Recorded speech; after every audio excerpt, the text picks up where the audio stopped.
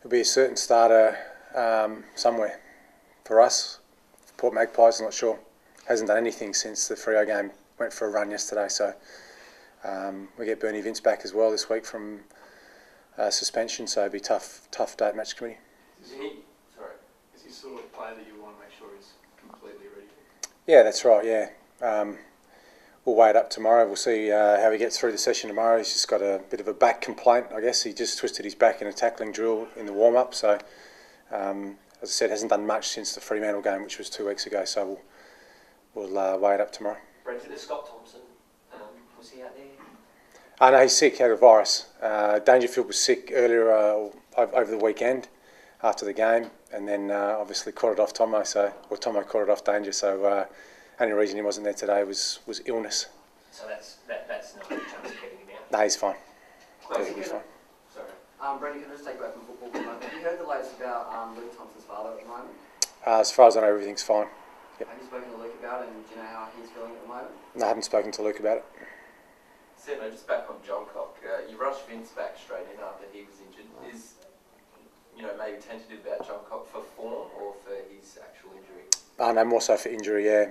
Bernie, when he was out with a hand, he still did all the training, did all the running. As I said, John Cock hasn't done much since the Fremantle game, so something that we'll talk about. He might play, he might not, so one of those things we'll talk about tomorrow. Do you think he's, going backwards is an unfair term, but do you think he's struggled a little bit this season compared to what he's been in previous seasons? No, he's played some really good roles for us this year. He's played as a small defender, he's played as a small forward. Came on and was very good as the sub for us against Fremantle when he kicked that great goal when we needed it late in the game. So now we've got a pretty deep squad, so the best 22 play each week. So some weeks some players won't be in the best 22 and some weeks other guys will come in. So we saw Brodie Martin come in and play well on the weekend. Sam Shaw's come into the 22 and been very good. So there's some good players at the moment who aren't playing in our side, but I'm sure they will at some point. How tough is it to work out who drops out for Bernie and possibly running? Yeah, tough one. Every week so far, match committee's provided some sort of challenge when it comes to identifying what our best balance is. So we'll certainly have a look at it today and tomorrow, but we'll make our final decision tomorrow on the side. Brenton, Ian Cullen, a lot's been spoken about him this week, how good he's been. What have you made of his year so far, 11 games in? No, he's been fantastic. He's making sure he stays in the side by playing his role, and he's been terrific for us almost every week. He chips in with his 2 or 3 goals, but always hands 1 or 2 off, and he just understands. He's got so much experience, not at AFL level, but so much footy experience. He just knows how the game should be played and where players should, where they should run. And it's not rocket science, but Tippett and Walker absorb players in the marking contest.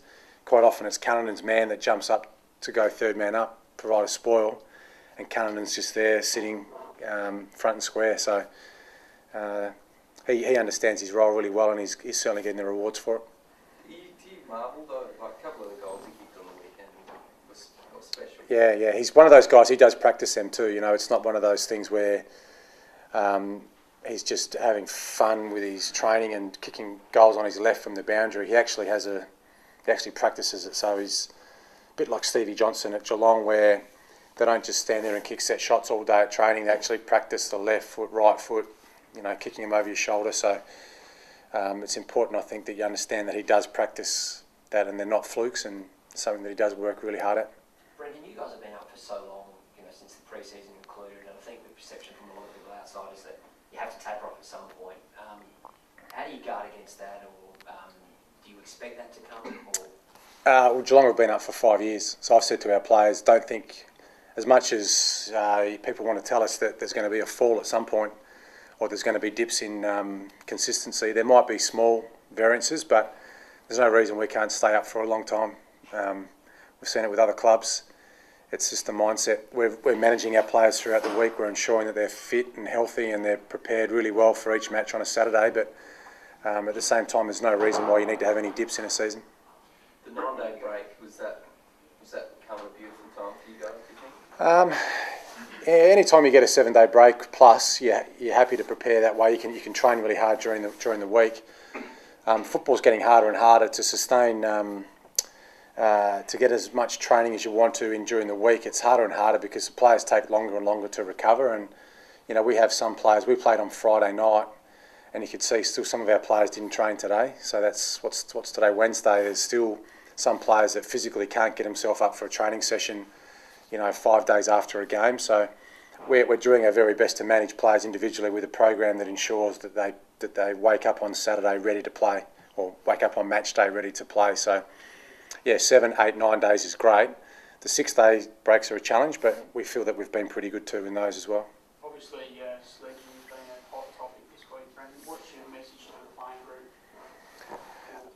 group? We haven't really spoken about it, to be honest. I don't really have a message for our playing group. I think each player is a bit unique in how they. I've played with some great sledgers, and I've played with some guys who have been great players who haven't sledged once. So I think the message this week is, I think Brad Ebert summed it up the best. When family, race, and religion are probably the areas that you don't want to go near, and we want to be probably known as a club that just plays good footy, not great sledgers. So it's an unfortunate part of the game. I think we don't probably need. If they do go near those, I guess, taboo areas, are they obviously on notice now that they risk a club-imposed suspension? Yeah, maybe. I mean, to be honest, we haven't spoken about it for us so far, and sometimes you take examples from other clubs and you use them in your own environment to say, what if, and but we at this stage haven't mentioned it with the playing group at all. I know the players talk about it, but from coaching point of view or management point of view, we haven't discussed that yet. Brenton, I know you've had a few days since the St Kilda game. Have you thought more of arresting the momentum when other clubs get back? Yeah, we have. We're still working on it. We had a really good session this morning with the players. We touched on it in the review on Monday.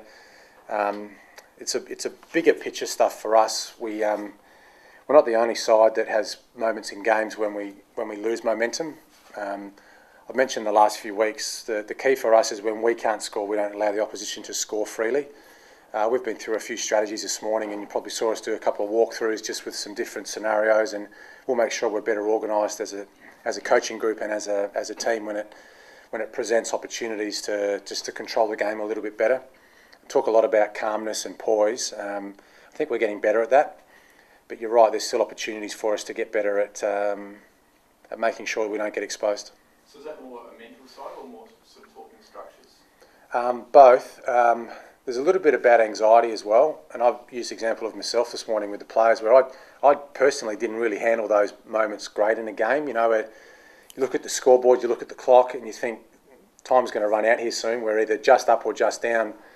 We need players who want to take control of those situations. Personally, I didn't handle that well, but we've got some players who are fantastic. You think of say Scott Thompson who can just handle situations really well. We have to keep teaching our younger players that when we do get in those close games, that we can actually handle ourselves and be really well organised and think our way through situations really well. So you're learning from them quite a bit as well? Yeah, I'm learning, it's I don't like the vertical hierarchy where I'm the senior coach and I talk down to players. I like it better when we flip it on its side and we actually have a discussion or a debate amongst players and coaches where we all have a bit of buy-in. So as much as I can, I'll give my advice. They talk to the coaches. We've got some experienced players there who help discuss different strategies for different times of the game. Talk about obviously being a ruthless footy club and having that reputation. Obviously, I think you're a bit disappointed about that side of things against St Kilda. You'd like to regain that against North this week. Yeah, definitely. Probably felt we had the right to challenge the players this week about our ruthless approach to each contest, and we challenged the players to play ruthless footy for 120 minutes. Probably had it for 110 minutes, So once again, it was a little bit about the anxiety that comes with a side that's coming at you late in the game, how we handle that, and we need to get better than that. It was a 31-point three-quarter time lead for us, which became a 4-point win. Would have been much happier if it was a 31-point win. We didn't allow them. We kicked 1 goal 6 to 6 goals 3. Maybe if we'd kicked a few of those goals that we missed and a bit of luck some other ways, but yeah, still St Kilda had the run on late in the game and we couldn't stop it. So we certainly have reviewed that. And this week you're certainly dealing with a bit of expectation, and I guess you expected to win. Yeah, that'd be a good challenge for us because most of the games we played this year, there's been a challenge for us, whether it's going away and winning, playing a good side, and can we beat a good side away? Can we beat a good side that comes here?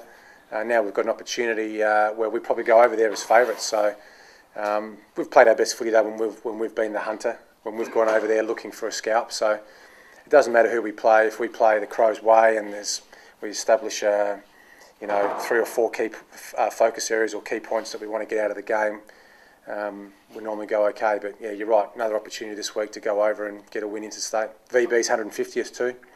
Anytime you skip a play's 150 games or a milestone game, I think the players should rise. Where do you rank him as a captain? I think he's fantastic. Yeah, no, he's as far as I'm concerned, I couldn't ask for anything more from VB. He's a great leader in the club rooms, in the change rooms. Fantastic extension of the coaching group out on the field on match day. So I'm sure the players will lift that extra couple of % for the skipper this week. Coming from Geelong, how hard is it to sort of get the side up as the hunted rather than hunter? Yeah, good question. I know sides do like to take on, the sides the top of the ladder. I guess we're there at the moment. Sides will come after us. For us, it's just another side in the way of where we want to go. So we'll make sure we don't get ahead of ourselves. We've still got a really key areas that we focus on each week. That won't change because we go in favourites. But North Melbourne's good is good. So we certainly got to make sure we're ready for a really close game. And you mentioned your own anxiety in games when they're getting pretty close. There's been a couple of times this year. Are they getting easier for you to handle? Me personally in the coach's box. Yeah, good question. It looks like I'm really calm in the box, and I like to say that I am, but I think the cameras have caught me a couple of times when I've lost my cool. But that's part of coaching. I wouldn't be the first coach that's happened to, but really got a really good coaching group around me, and it's organised chaos in the box.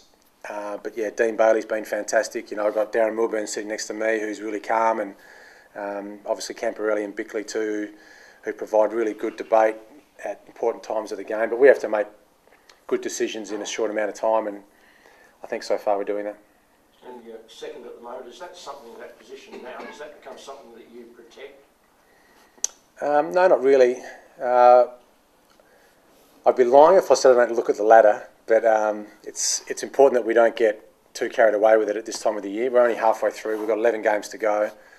There's still a lot of footy to be played, and we're in a good position. We've set ourselves up for a really good second half of the season, but I don't think we'll be racing to have a look at the AFL ladder after each round. It's just important that we keep focused on our next opponent and our next contest and ensuring we get the win each week. And maybe later in the season, when it's getting towards 3-4 rounds to go, it's a bit more important about where you sit on the ladder.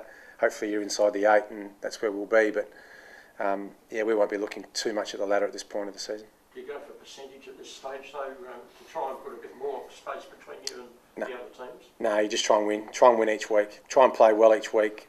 Look for improvements in how you're playing each week, but we certainly won't be looking at any percentage at this stage of the year. And a number of people would now be saying minor premiership might be within reach. Yeah, not us. Maybe you, but not us. We won't be saying that. As I said, we'll just do our very best to win the next game we play and provide a contest at the next contest we're at, and that's been the strength of the group so far, just living in the moment, ensuring that we're playing some really good hard footy week in, week out. This week could have been North Melbourne, and they'll be tough. They'll certainly be tough. I know they're a harder side to beat than what some people give them credit for. They've got some great talent in their team, and as I said, their good is good. And how far have you advanced in the plans that you had when you first came to Adelaide at this stage now? Yeah, certainly where I hoped we're certainly where I hoped we would be. But it's nice to be sitting where we are. 9 wins, 2 losses, still with a young group with improvement left in them. Certainly can't complain. Is it good to be in a position where often a lot of clubs are chasing their star players to sign, but everyone seems to be lining up to sign with the Crows? I guess it's a unique feeling. Does it vindicate you as a coach? I'm not sure about if it does that, but we've got some people working behind the scenes. David Noble is our list manager and Phil Harper is our footy manager, who are getting some contracts signed. So that makes me happy. But no, I think we're providing an environment where the players are enjoying playing their footy and winning, and they're enjoying the game plan. It's a good environment in the change rooms. You know, the players are getting on really well together, so I think it's a place that people want to be. Brenton probably asks this every week now until it happens, but obviously Taylor Walker now signed Kurt Tippett. What's going on there? Yeah, well, hopefully soon. Yeah, I mean, we're quietly confident. You know, Kurt's. We always thought it would be in the second half of the year. Now we're in the second half of the year, so the questions will come. Hopefully we'll get an answer soon. Don't want to put any pressure on him, you know, as coach, but I'm really enjoying how he's playing, and I know he's enjoying, as I said, with the other players, he's enjoying the environment that we're providing for him, and hopefully we'll get a signature from him soon. We saw last year that you got the call to coach before the end of the season. If that happens with one of your assistants, they'll go with your blessing? Yeah, I think so. Haven't really thought of that. It's a unique one.